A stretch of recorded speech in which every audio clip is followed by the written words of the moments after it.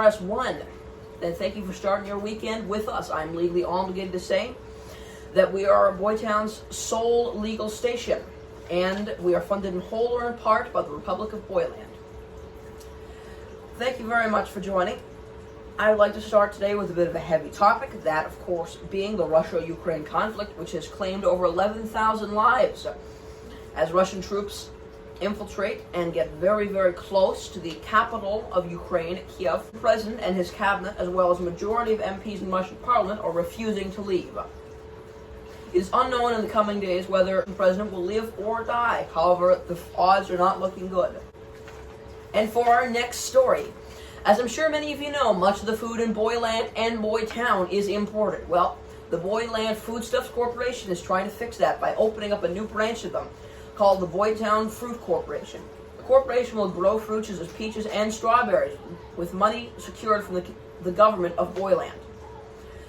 The grant itself is an undisclosed large amount of money which will help secure land in order to grow fruit.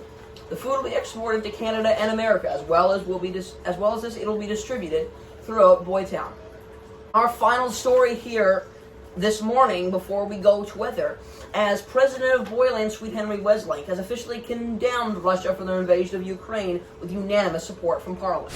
The Russia-Ukraine war is threatening not only threatening Ukraine and the Ukrainian people, but it is threatening our peace, our prosperity, and our very way of life. And it is imperative to the future of Boyland and the future of Boytown that we continue to not let these tyrants that take over land and threaten people and threaten freedom and threaten democracy to exist. Alright. Hello everybody, I'm here for weather. Well, today it's going to be a high of 4 degrees and a low of negative 4 degrees. Look out for Sunday, where it will be an entire 13 degrees. However, there will be thunderstorms, so do not leave your house. The rest of the week will be pretty cold and miserable, with highs of 6s and 3s and lows in